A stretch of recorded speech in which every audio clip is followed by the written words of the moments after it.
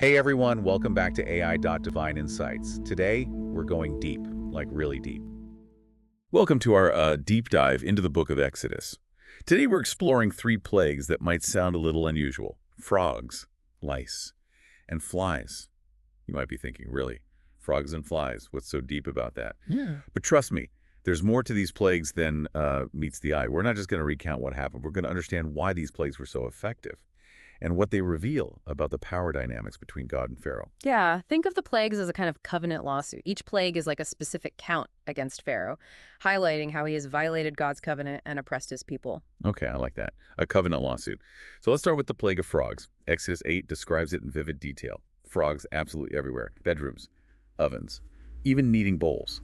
Can you imagine? It wouldn't just be gross, it would be deeply unsettling to the Egyptians. You see, the Nile River was more than just a water source. It was sacred, a symbol of life and order, what the Egyptians called Ma'at. The pharaoh was seen as the guarantor of Ma'at. So turning the Nile into a breeding ground for a massive frog infestation, it would be a direct challenge to his authority and the entire Egyptian worldview. And what makes it even more interesting is that the Egyptian magicians were initially able to replicate the plague. It's like they were saying, oh yeah, we can do magic too. Exactly. It adds another layer to this power struggle. The magician's ability to mimic the plague, at least at first, intensifies the confrontation. It's like a supernatural tennis match, with God and the magicians volleying plagues back and forth. Then Pharaoh seems to crack. He actually asks Moses to intercede with God to remove the frogs.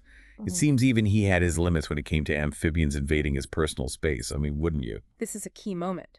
It shows that the plagues are having their intended effect. They're breaking down Pharaoh's resistance. But notice how Moses gives Pharaoh the choice of when the plague will end. This isn't just about getting rid of frogs. It's about demonstrating God's control over the situation. It's like God is saying, I'm running the show here. You can try to play along, but ultimately, I decide when the curtain falls. And the story doesn't just say the frogs died. It says the land stank from the piles of dead frogs. Yeah. It adds this touch of dark humor, but it also underscores the sheer scale of the plague. This wasn't just a minor inconvenience. It was a full-blown ecological disaster. Right. But as we'll see, Pharaoh's relief is short-lived. He quickly reverts back to his stubborn ways, hardening his heart against God's message, and that, unfortunately for the Egyptians, leads to the next even more intense plague. Lice. It might not sound as dramatic as frogs, but I bet it was just as effective in getting under Pharaoh's skin. Literally.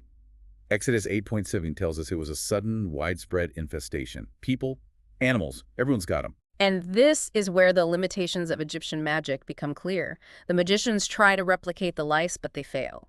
They even acknowledge this is the finger of God. It's a turning point in the narrative, wouldn't you say? Absolutely. It's like the magicians are finally realizing they're out of their league.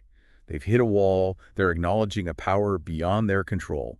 But unfortunately, that realization doesn't seem to reach Pharaoh.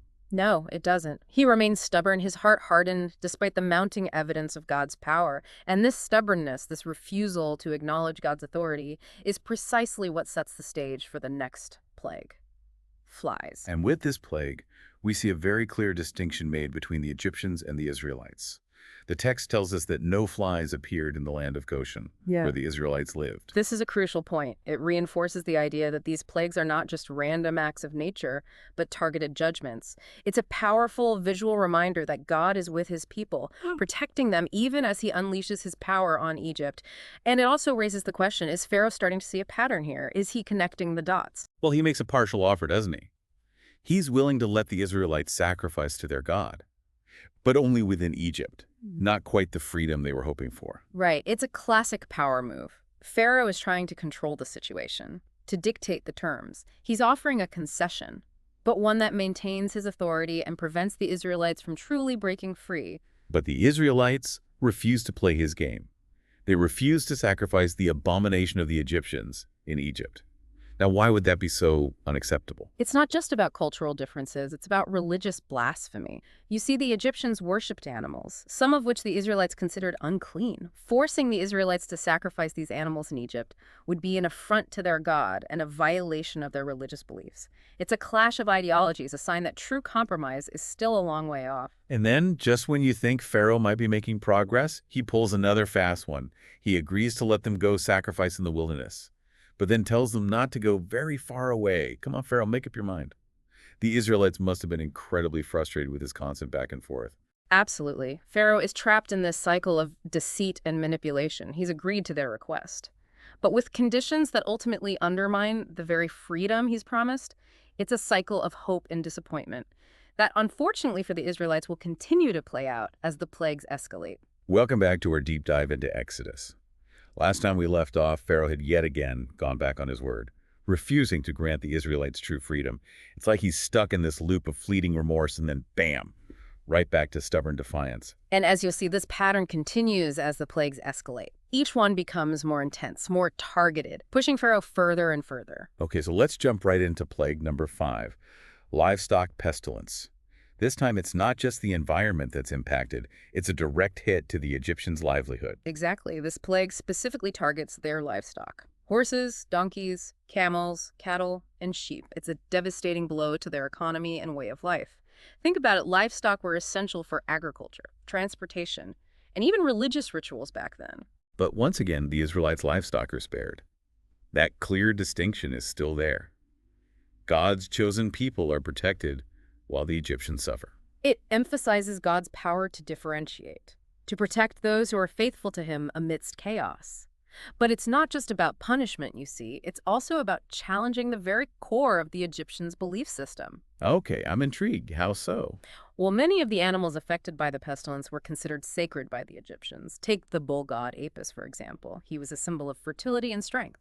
By striking down these animals, God is demonstrating his power over the Egyptian gods, challenging their legitimacy, their very essence. Wow, that adds a whole new dimension to the story. It's not just a physical battle, it's a theological one as well. Yeah. God is proving his supremacy, dismantling the Egyptians' beliefs from the inside out. Precisely. And with the next plague, it gets even more personal. Okay, I'm almost scared to ask. What comes next on this divine intervention playlist? Plague number 6, boils. This time, both humans and animals are afflicted with painful, festering sores. Imagine the suffering, the desperation. This plague brings the consequences of Pharaoh's actions directly onto his people. It's interesting, though, that even with boils covering their bodies, Pharaoh remains defiant. It begs the question, is it free will at play here? Or is something else going on? That's a great question, and one that scholars have been debating for centuries.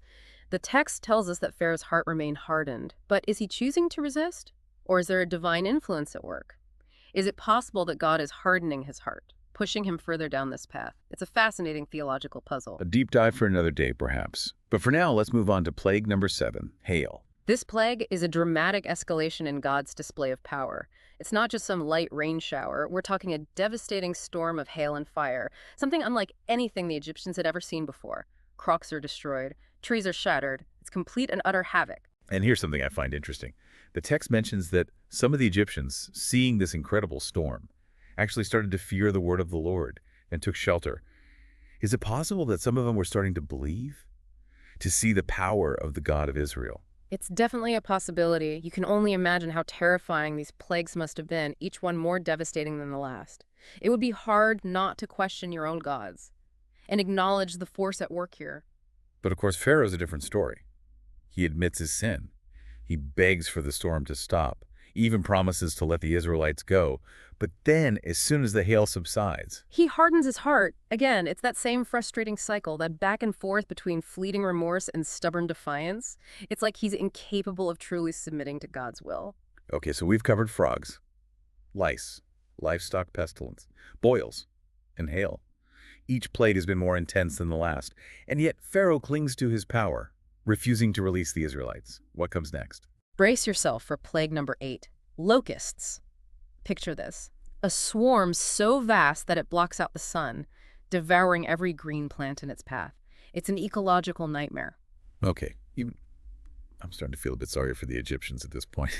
This has to be the breaking point, right? Surely Pharaoh has to relent now. Well, his officials certainly think so. They plead with him. They warn him that if he doesn't let the Israelites go, Egypt will be utterly ruined. But then in a moment of almost shocking defiance, Pharaoh asks, "Who is the Lord that I should obey his voice and let Israel go? I do not know the Lord, nor will I let Israel go." Wow, he is really digging in his heels now. It's like he's daring God to do his worst. He's definitely pushing the limits. And what's interesting is his claim that he doesn't know the Lord. It suggests a deliberate ignorance, a refusal to acknowledge the power that is so clearly at work in these events. Is it pride? fear, or something else entirely? It's a question worth pondering. Welcome back to the deep dive. We're really in the thick of it now. Yeah. Exploring these dramatic plagues that unfolded in the book of Exodus. It's hard to believe that even after experiencing frogs and lice and pestilence and boils and hail and locusts, that Pharaoh still resisted letting the Israelites go. It really is. It's a powerful illustration of how tightly we can cling to power and control, even when it seems like the whole world is telling us to let go. Yeah, it really makes you think about how those patterns play out in our own lives, doesn't it? Like, where do we dig in our heels when maybe we should be opening our hands? But okay, back to ancient Egypt. Last time we were discussing the plague of locusts, a true biblical level ecological disaster. And as you said, Pharaoh's response was basically, who is this God you speak of? So what happened next? Did God just throw up his hands and say, fine, have it your way? Not exactly the ninth plague that descends upon Egypt is darkness, not just nighttime darkness, but a thick, heavy darkness that lasts for 3 days. Imagine that, not being able to see your hand in front of your face for days on end. The text describes it as a darkness that can be felt, a palpable, suffocating presence that blankets the land. Whoa, that's some seriously intense imagery. I wonder what would that kind of darkness do to a person psychologically, to an entire society? It would be deeply unsettling, disorienting, and even terrifying. But there's another layer to this plague that makes it even more impactful. Remember, the Israelites living in Goshen are spared from this darkness. They have light in their dwellings, while the Egyptians are plunged into this terrifying, disorienting void. So again, we see that clear separation, that stark contrast between the fates of the Israelites and the Egyptians. It's like God is drawing a line in the sand, isn't it? Showing who he's protecting and who he's judging. Exactly. These plagues aren't random acts of chaos. They are carefully orchestrated events, each one designed to demonstrate God's power and to force Pharaoh to confront the consequences of his actions. Okay, so darkness for 3 days? You would think that would be a breaking point, wouldn't you? Did Pharaoh finally give in and say, okay, I get it. Just bring back the sun? Well, he did call for Moses and offer to let the Israelites go. But you guessed it, there was a condition. They could leave, but they had to leave their livestock behind. Ugh, that Pharaoh. Always with the conditions. Always trying to hold on to some piece of control. Yeah. So what happened? Did Moses agree to this livestock compromise? Absolutely not. Moses stood firm. He told Pharaoh that the Israelites needed their animals for sacrifices and burnt offerings to God.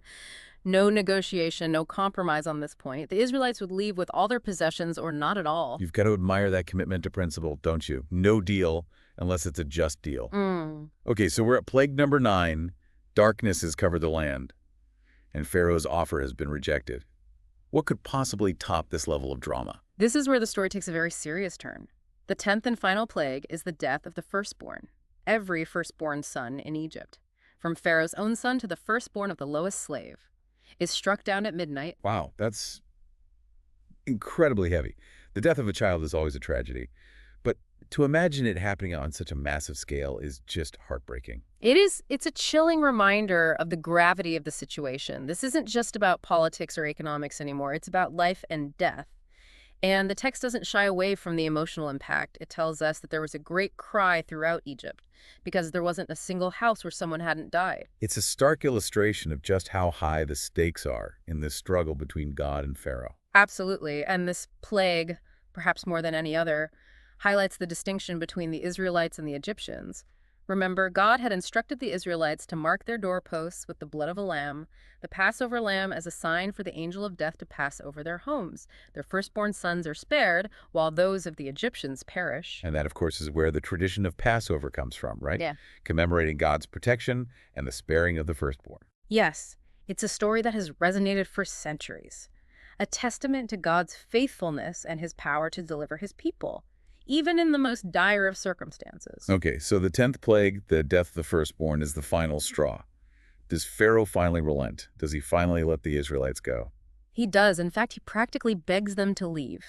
The text describes him calling for Moses and Aaron in the middle of the night, urging them to take their flocks, their herds, everything they have, and just go. What a complete turnaround. From stubborn defiance to desperate pleas. I guess losing your own child can change a person's perspective pretty quickly. It's a tragic but ultimately decisive moment. Pharaoh's resistance is broken. The Israelites are free to leave Egypt and begin their journey to the Promised Land. So we've explored 10 plagues, each one more dramatic and devastating than the last. We've seen frogs, lice, darkness, and even the death of the firstborn.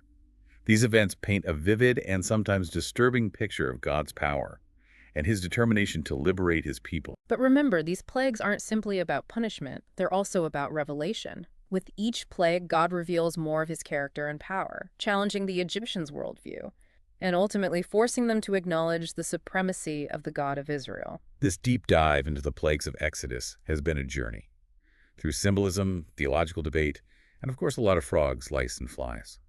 But at its core, it's a story about freedom, redemption, and the enduring power of faith. And as we conclude this deep dive, we leave you with this question to ponder. As you look around at the world today, where do you see similar power struggles playing out? Who is claiming freedom and who is resisting it? And how do we ensure that justice prevails even in the face of seemingly insurmountable obstacles? Those are some profound questions for all of us to consider. Thank you for joining us on this exploration of the plagues of Exodus. We'll see you next time on The Deep Dive, where we'll take another fascinating plunge into history, science, or culture. Also, please like and subscribe to AI.DivineInsights for daily podcast episodes. See you next time.